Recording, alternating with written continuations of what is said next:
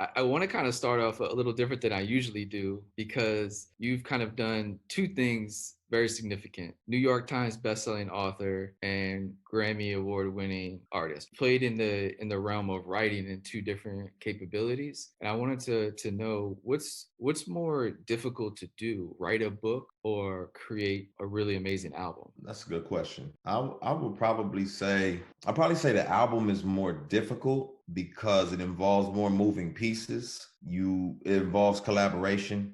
That always stretches you because you got to work with other people. They're pushing you. With a book, it's kind of like you write, they look at it, they say, man, here's some thoughts about some edit changes, you go back.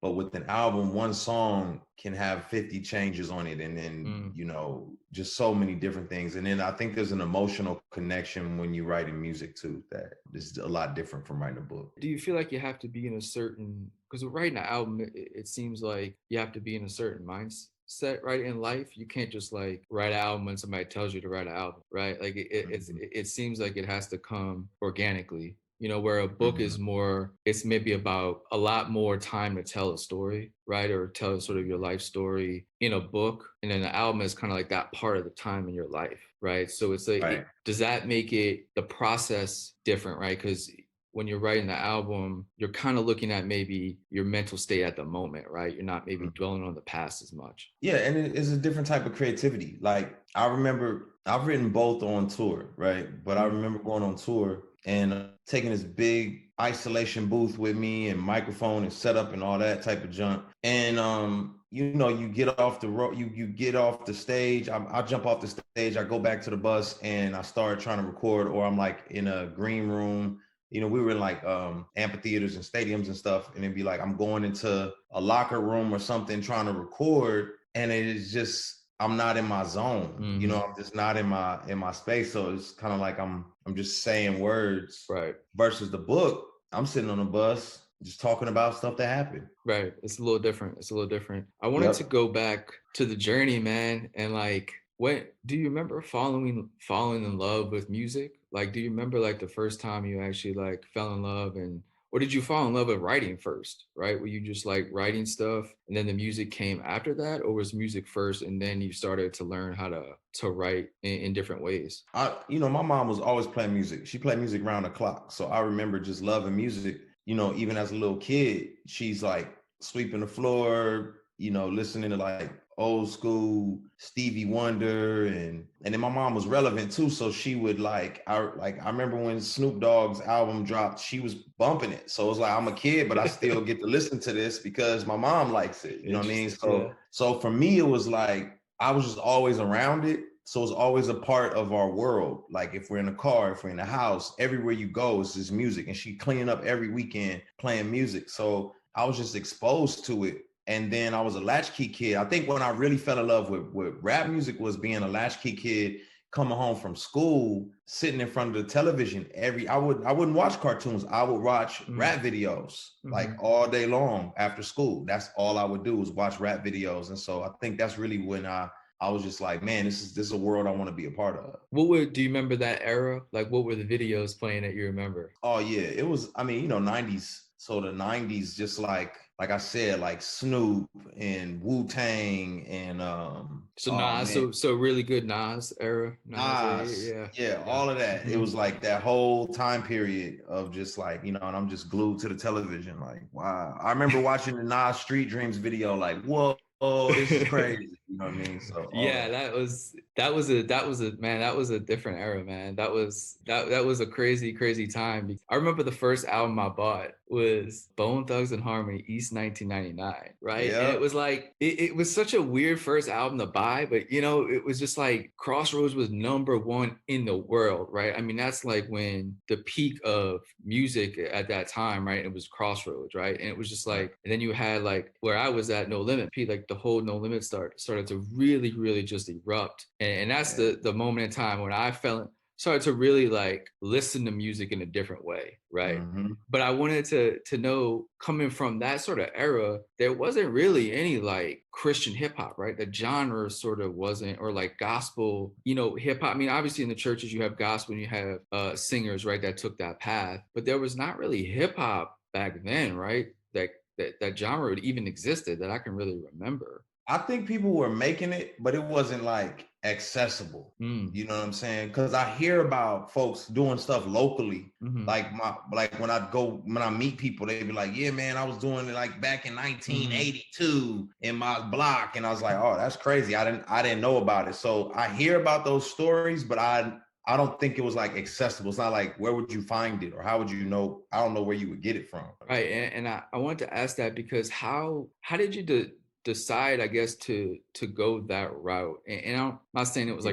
like a Oh, marketing decision, right? It was just like if yeah. you're gonna go into like hip hop at that point when you did it, it was not like the thing to do, right? Right. When you talk to like when you were gonna come out and do this, like did you tell the people in your life like I'm gonna be like a rapper and then like did eyes roll? Or did you say, hey, I'm gonna do this, but I'm gonna do it in a different way and it's gonna come from this way? I'm gonna speak about these type of things. Like Mm. was the initial response negative or positive when you kind of started to tell people this is what you were gonna do? I was always known for rapping, and like even as a kid, I started battle rapping and would battle people, so I love battle rapping. I remember just being around the city and like finding ciphers and just Hmm. because I felt like, man, I could destroy anybody and it was just Hmm. fun for me and I loved it. And Yeah. getting in ciphers and just rapping and just sharpening your skills.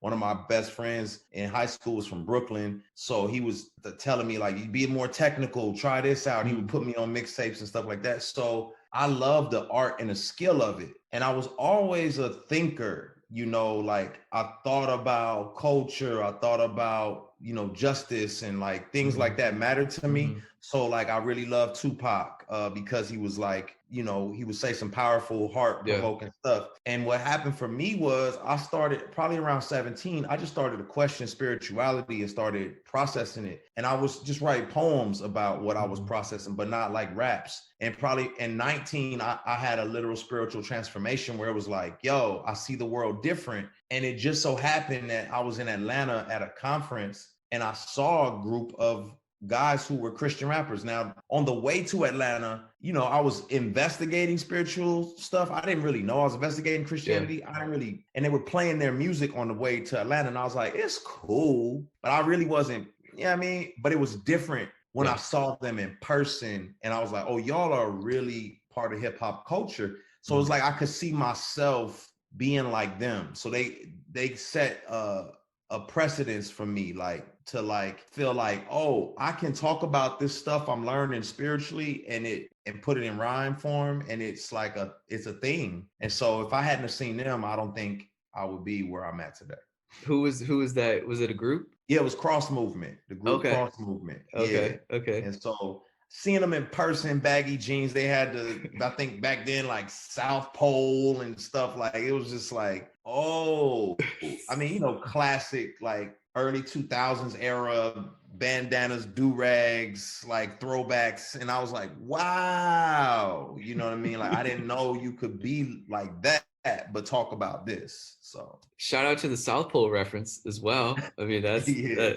the thing that struck me kind of looking over things and reading parts of the book was, obviously I think that the title is super striking. How I lost my religion, but found, well, the subtitle, How I Lost My Religion, but I found my faith. And I think that resonates with a lot of people. Mhm. Personally, it resonates with me, but I just think in general, in this era, right, this climate of the world we sort of live in, I think a lot of people are feeling that way, right? Mhm. But what does that mean to you? I lost my religion, but I found my faith. We could ask Mm. 1,000 different people what that means. We'd probably get 1,000 different answers, Yeah. But when you hear that, like, what does that mean for you?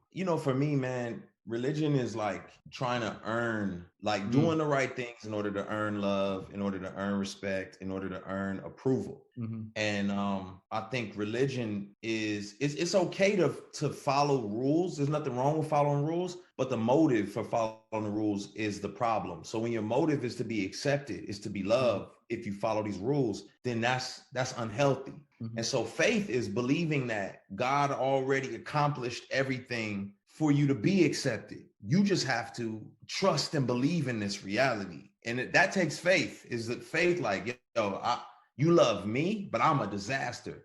But you already paid for me to have this relationship with you. So I just got to believe that. That's That's faith. Because all of us are religious. That's just the way we are. We're just a Mhm. religious, it's like sports trains you to be religious. If you just do these things, you'll make the team. And that's Mm. just the mindset. So when you come to God, it's kind of like that same mindset. If you just do these things, you'll be accepted, or church people will accept you. And it's like, I'm done with that. I'm done trying to prove myself. How long do you think like you'll have? I think you'll have the passion for writing forever, right? And like I can see you writing 4 more books, but do you see yourself writing like 4 more albums? Is there a transition that you think might be happening in your life where you might transition to more of this sort of long form writing, drive you like maybe writing a book does? Yeah, I think I always make music. I don't know about albums, Mm-hmm. but I Mm-hmm. always make songs because they need to be made. An album takes a lot of work, a lot of heavy lifting. Yeah.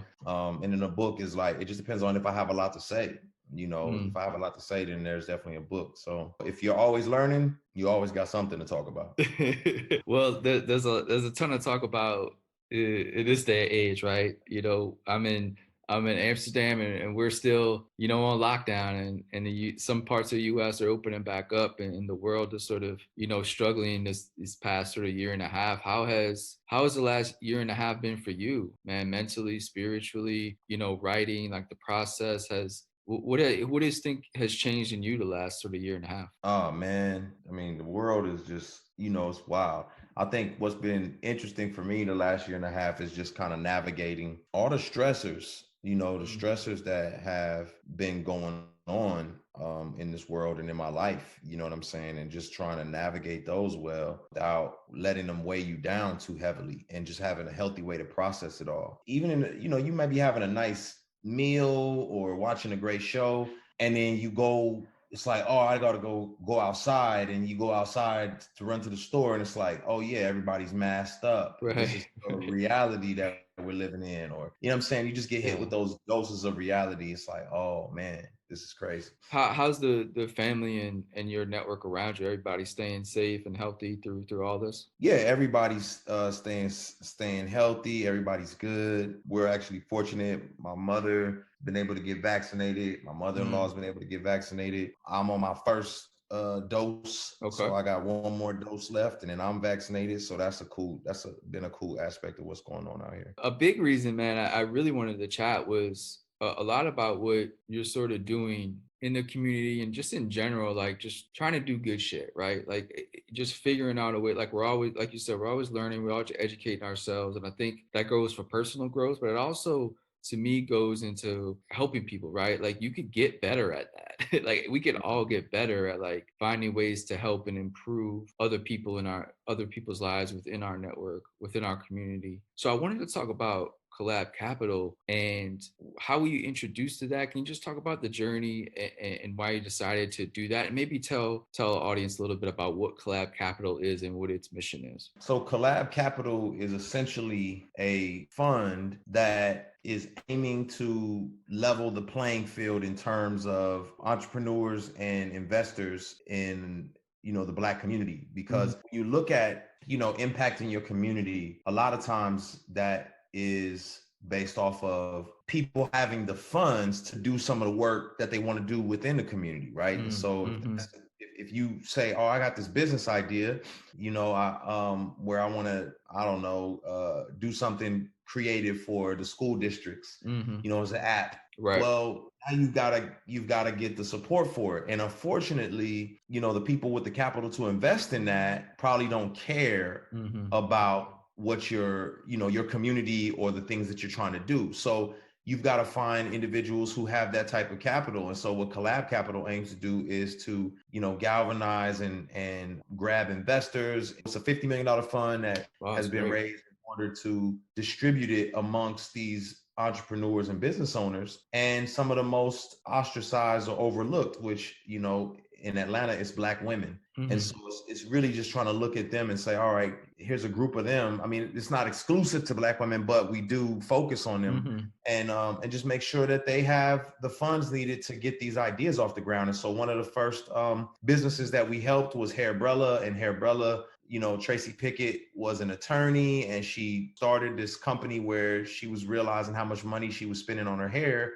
and black women spend on their hair. But then it's like if it rains, it's like your hair is damaged. So she created this kind of like reinvented an umbrella for women's hair. But then she added elements to it, like face shield Right. for I saw that. It frontline. was amazing. Yeah. Yeah. Yeah. And so all that to say is that now, her company is, they did $2 million in revenue, and she's Hmm. able to help out the community and to do things that she otherwise wouldn't be able to do because of the investment of collab And capital. it creates local jobs. I mean, Absolutely. that's the biggest victory in all this, right? I mean, that's the thing that changes people's lives, families' lives, generations' lives, right? When you start to Absolutely. get that employment, and also working for companies that you like to work for and be proud of where you work. It's Right. like everybody wants to work at places where it's like you feel pride in what you do and you love to go to work every day. And your It skills can be Yeah, highlighted because some a people hundred don't get their percent. skills highlighted. Totally. Absolutely, man. You got so many talented people everywhere stuck in jobs they don't want to be because they just don't have the opportunities around them to showcase their skills. But that's why I believe this is so important where you get entrepreneurs in the community because they give back not just economically, right? Not just drives like economic growth through like people buying their products, but man, if it could create local jobs, bro, it's such a game changer, man. And I just, man, it's amazing what's coming out of sort of finance and entrepreneurship. Is the fund just specifically for Atlanta or in Georgia, No, or it's everywhere, huh? it's everywhere. Yeah, yeah, no, it's not just in Atlanta. So there's some great companies that another one out of Florida called Healthy Hip Hop that Mm-hmm. is aiming to, the Dallas school district has picked it up, but it's just like for elementary school kids who gravitate toward hip hop music, but Mm-hmm. how can they learn through it? And the music is dope. You know what I mean? So it's like So did using you that. record something for it? I I What actually you doing? Come on, bro. You I got to get on plan that. to, but some of my young guys, some producers that I work with, they did, and I mean they kill it. You know what I mean? Yeah, So yeah, yeah, yeah. so That's great.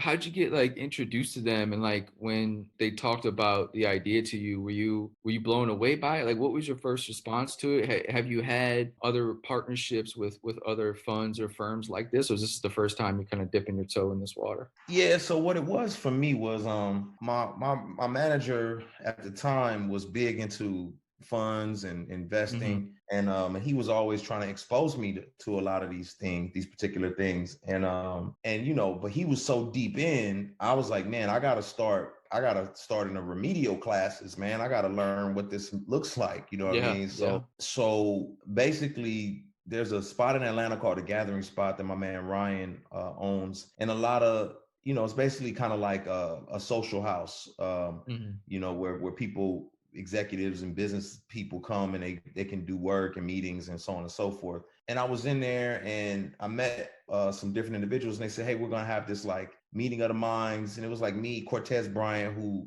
managed Lil Wayne and Drake for Mm-hmm. a season, and some other individuals, and we were all in there just talking and saying, man, how can we synergize more? And that particular meeting, Jewel Solomon Burks, who is one of the founders of Collab, she had sold her company to Amazon and Mm-hmm. was looking to start a fund because she saw how difficult it was for her with her startup, and she just got absorbed by Amazon after creating something super dope. And we were like, yo, tell us more. And the more she got to talking, the more I said, man, I want to learn like this process. I want to Right. learn like what this whole investment world looks like. And so over the last few years, we just began walking together, and I came on as a venture partner.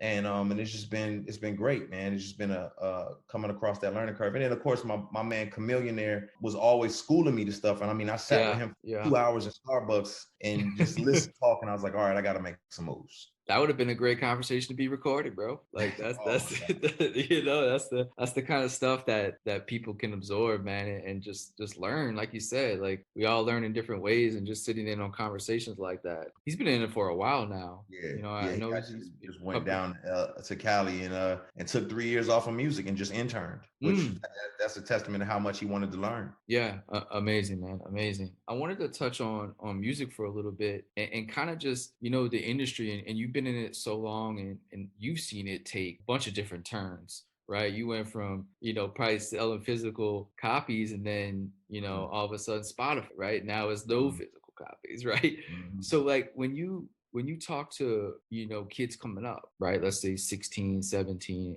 and so on, what's the kind of guidance that you try to give them? Because the game has changed so much, right? It's just so drastically different. Is there sort of stuff that you give advice to the young kids coming up that they want to act, they want to do music, that wants to be their career? Or do you tell them, hey, use music as another tool to do other things as well? Yeah, I mean, I'm always communicating longevity because I don't think a lot of artists realize they have a window. You're like a professional Right, athlete. You right, have a yeah, some so there's gonna be some LeBrons who sure. can play for forever, but most of y'all, you have a small window. You got about 2, 3 years. Hmm. And then it's like, that's it. It's a wrap. So, I was telling some young dudes, they had a big hit on the radio and they were killing it. We did a little tour and I was like, yo, y'all got jewelry, y'all, shopping all the time, but what's next?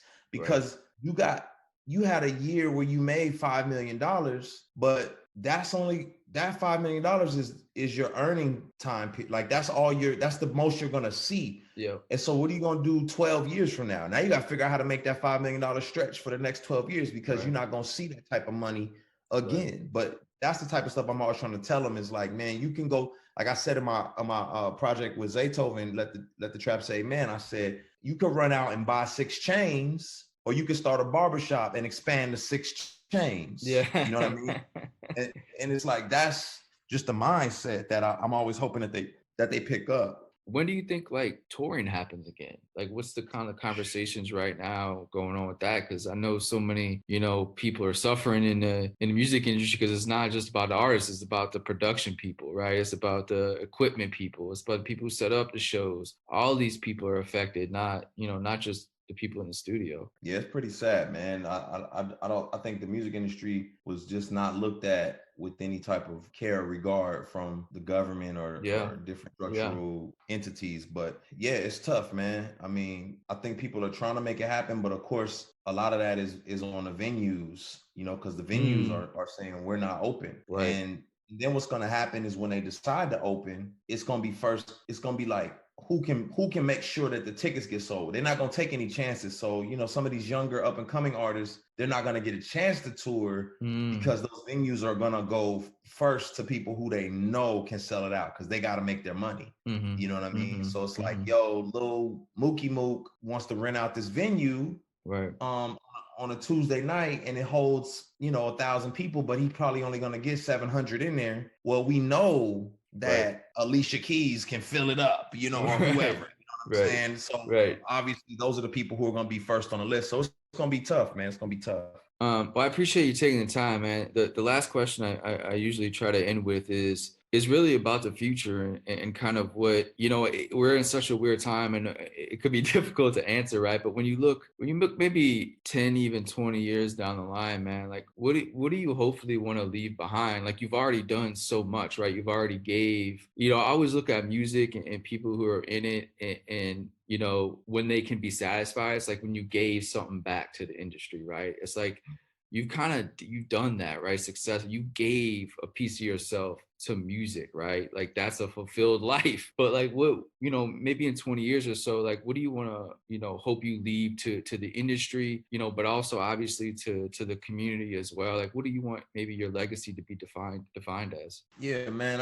I would hope that people would see that I really wanted to let my ceiling be other people's floor. Mm, You know what I mean? I stand on the shoulders of giants who sacrificed a lot. And I want to make sure people are better off in the future because of some of the trails that I got to blaze, because of some of the examples I set. I was a Nipsey Hussle fan of his music, mm-hmm. but his efforts in the community really challenged me. And that was before he passed away. You know what I Right. mean? And so I would hope to inspire people in a way that he inspired me to say, all right, let me go beyond just making these songs and really see transform communities, transform lives because of what I'm doing. Amazing, my brother. Well, I really appreciate you taking the time. I know you're busy. I really appreciate you taking the time, man. Best of luck the rest of this year and obviously